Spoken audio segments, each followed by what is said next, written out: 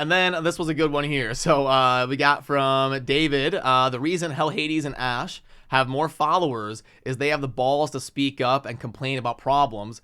Grow some balls and not your bottom line. So recently, a couple days ago, I uploaded the Do I Agree with the Spending Strike initiative that Jay Giggs has introduced to the community here the last couple weeks, and everybody's kind of giving their input and discussing the whole situation going on with the No Dime December, which is going to be starting tomorrow as we move into the first day of December. So I kind of put my opinions out there and I laid out some of the positives and the negatives and then talked about which direction I lean. So if you want to see kind of my breakdown of where I personally stand, the Too Long Didn't Watch was I understand where it's coming from, but it's probably not the route that I would go in terms of kind of starting a riot within the community to not spend, even though I do get the initiative and I think it comes from good intentions. That was kind of like the gist of what I was saying. And I'll go through some of the comments here. And I was trying to kind of gather what people thought, because I'm always open to being wrong or to discussing or to evolving my opinion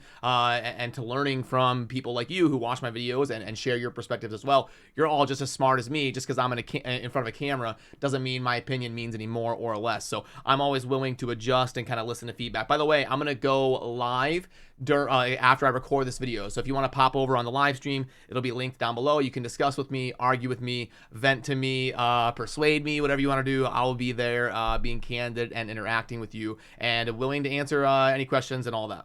But anyway, okay, I think some of like the main people criticizing me or people who I think made a good point were like, you're saying that you would go about it a different way, but you're not providing a better alternative. You're not saying what should someone do if they're frustrated with the direction of Raid, but they love the community and they don't necessarily want to quit the game and leave the community. What would be the better route to go then? Like, if you don't think any sort of a boycott's going to work, or if you don't think hitting them in the wallet is going to work, and they're not going to listen to us when we give them feedback for the last 5 years, what would you actually suggest would be a better alternative to this? And I think that's a fair point. I didn't come to the table with much of a better suggestion. And yeah, that's a really tough one, to be honest with you.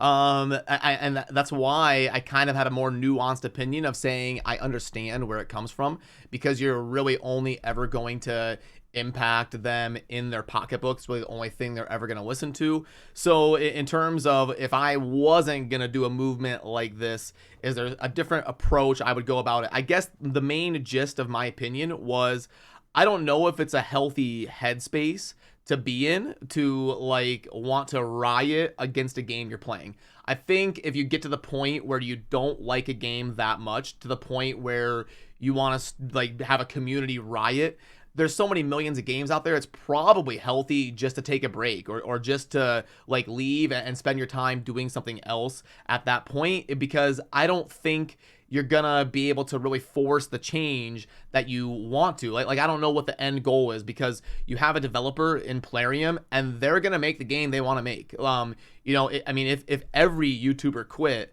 they're gonna take notice, but they're still gonna look at their data, look at their analytics, look at their revenue, and then they're gonna force their vision of the game that they want to produce. So it's gonna be a good learning experience. I guess maybe I'll be proven wrong. Maybe we'll look back at this in January or February or whatever and be like, wow, this is really working, and me underestimating the power of the YouTube community, and look at all this positive stuff Plarium is doing and they're engaging with us more. Maybe it'll work, and at that point I'll be the first one to admit I was wrong. But I just question if it's the route to go personally. Like for example, I was covering Diablo 4, and people always get accused, or like YouTubers at least get accused of like only doing things for the views and whatnot. I was getting probably 10 to 20 times the views covering Diablo 4.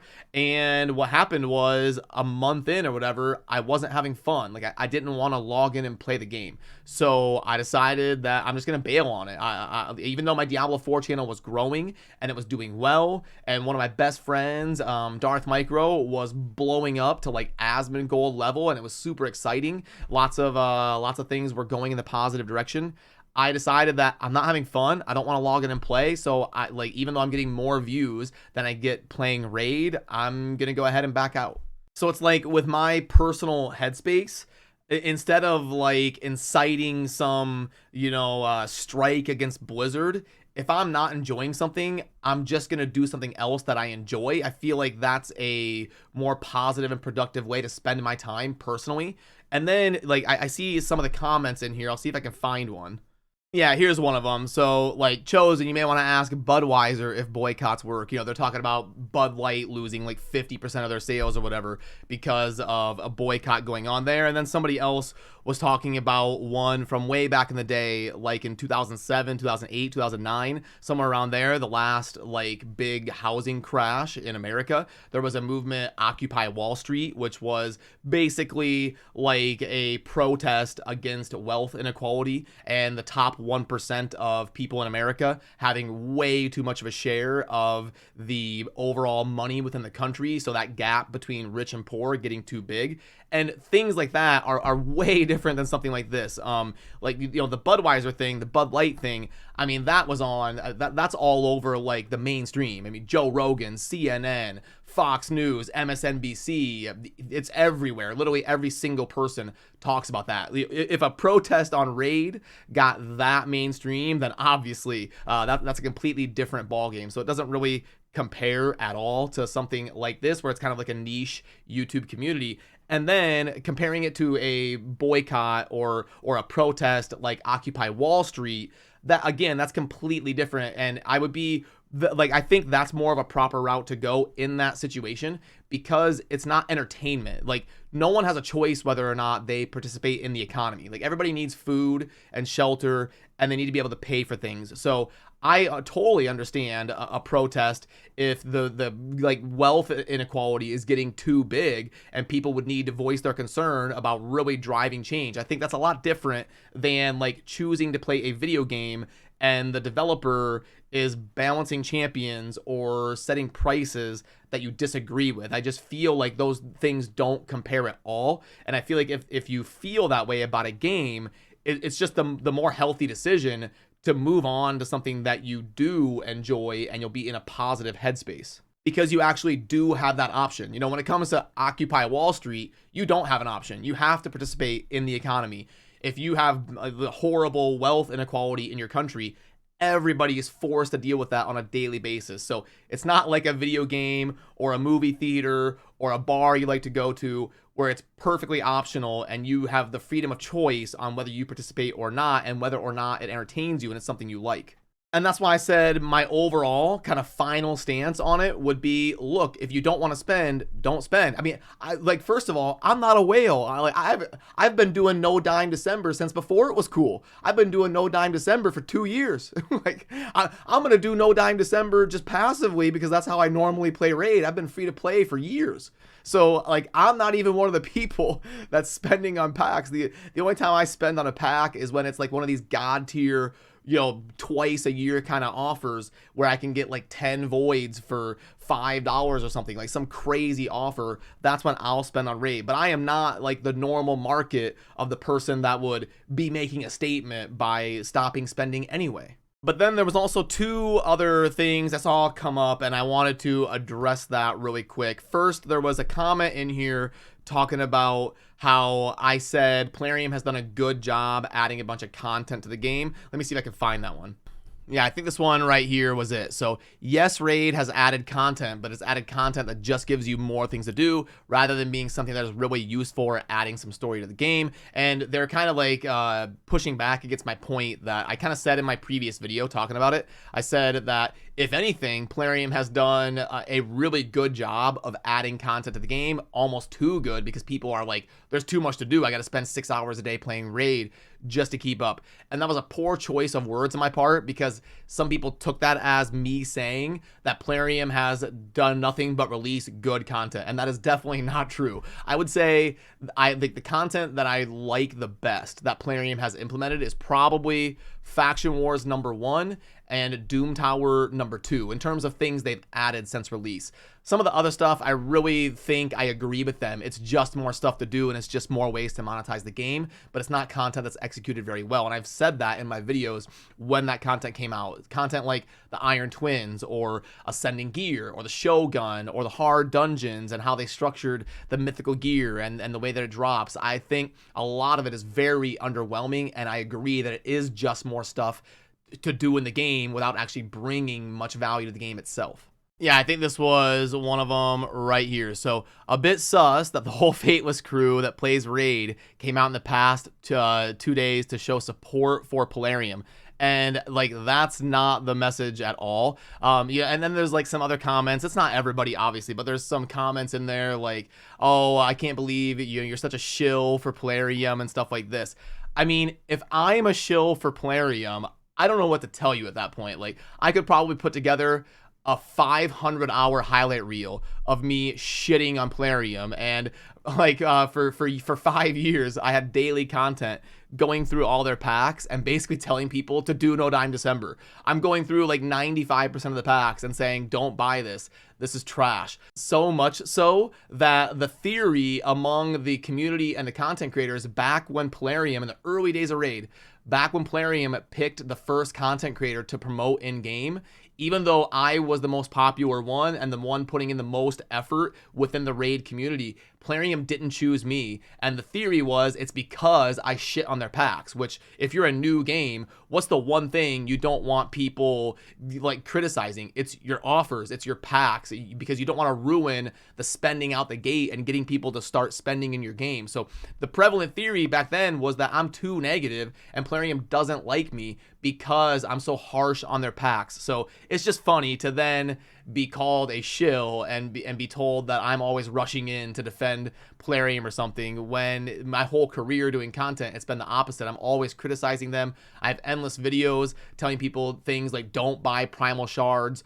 they're trash. And I actually have a lot of people accuse me of being too negative sometimes, where they're like, why do you even grade the packs if you're just going to call all of them trash, you know? So you kind of get it on both ends as a creator. Depending on the topic, you'll either get called a shill or people will complain that you're too negative. And then this was a good one here. So we got from David, the reason Hell Hades and Ash have more followers is they have the balls to speak up and complain about problems. Grow some balls and not your bottom line. And this is fine. I have no problem with people criticizing me. I mean, if you're going to upload videos daily on the internet, you have to be able to take criticism. Not everybody's going to like you. There's going to be some people who like you and don't like you, or they compliment you, or they criticize you. You got to be able to take this stuff and roll with it, and then also self-reflect on if they have a point or not.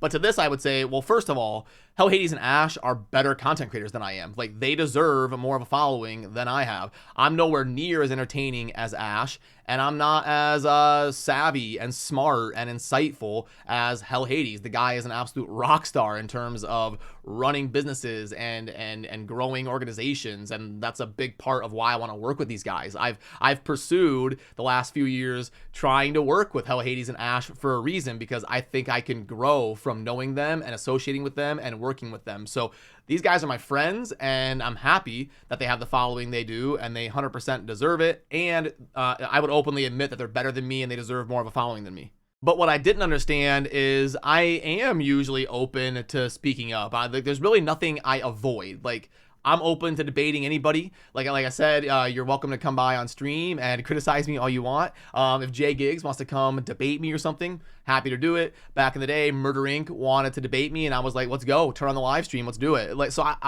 I'm willing to have any discussion and be honest about my opinion. I'm not really worried about that. I'm certainly not worried about the bottom line. I wouldn't be here if it was just about the bottom line. I was getting way more views doing stuff like Diablo 4 and things like that. Like, if I'm here, it's because I want to be here. I mean, I'm not Asmongold. I'm not getting 500,000 views a video. I'm getting like 2, 3, 5, 10,000 views a video. Like, trust me, I'm not here because I want to be rich and famous or something. But I did also want to read this because this was really nice of David. So I replied and I was like, where did I not speak my mind? Like, I'm willing to debate and discuss with anybody. Is there something specifically I said that you didn't like or you want me to clarify, basically?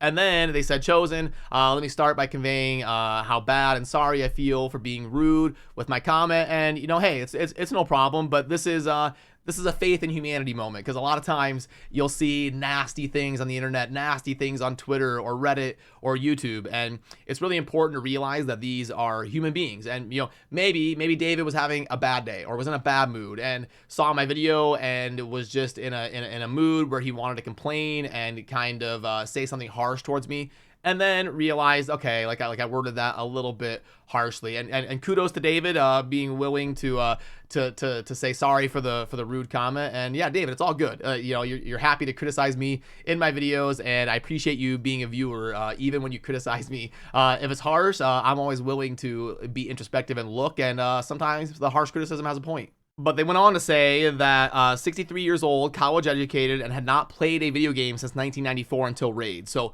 yeah, that would be a big culture shock. The landscape of gaming with the free-to-play and then the freemium, download for free, monetization within the game, that is way different than it was back in the Super Nintendo N64 days. So yeah, this would definitely be something that hits you hard if Raid is your first game since that era. About a year in the game as a free-to-play, and I love the game and all it has to offer. The problem is Plarium's business model is geared for one direction, and that is the bottom line. If players do not speak up and show Plarium we are united in a stand for change, they will continue with their money grab from the players. If Plarium stops with new content and will not change their mindset, the game dies, so be it. I play Raid over 40 hours a week. If that's not enough for Plarium, they can take their game and stick it to you-know-where. Once again, Chosen, sorry for my comment. It's all good, David. Thank you for the insightful write-up there and the full paragraph of feedback. And yeah, I mean, like I said, that's why it's a nuanced opinion, because I can't really say you're wrong.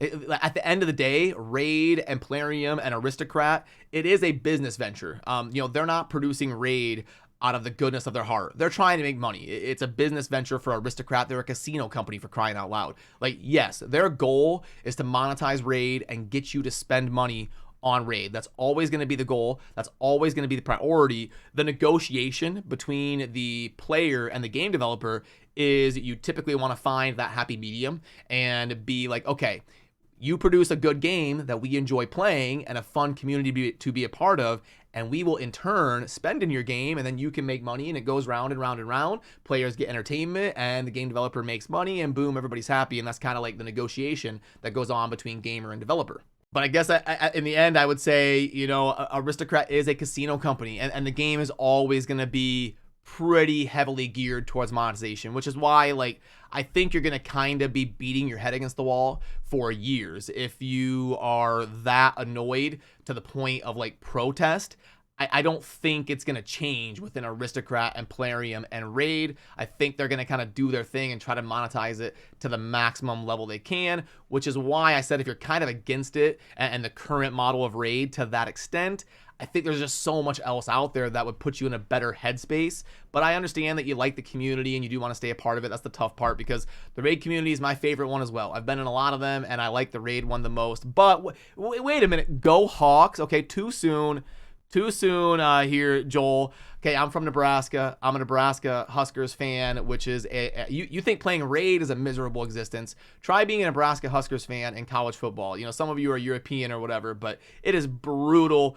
Hands down the worst team to be a fan of. So too soon here on the Go Hawks. They beat us by 3 in heartbreaking fashion to end the year here for another terrible year for Nebraska. So thank you, Joel. But yeah, anyway, appreciate all the interaction and the comments here. It was fun to go through this and read it. And like I said, I'll be live over on stream. If you want to pop in and hang out and discuss anything with me, I'll be live over there for probably 2 or 3 hours. So if you're watching this within 3 hours of it getting released, I am probably still live. We'll hang out, play some Raid, try out some Dragonair. I got that competition against Deadwood because I got to lay the smackdown on Deadwood and win that competition so that he has to upload a video on his channel talking about how amazing I am as a person. And that's the little fun competition we got going on trying out Dragonair. So I appreciate all of you. Remember to subscribe on your way out if you enjoy daily Raid Shadow Legends content. I'll see you soon in the next one. Peace.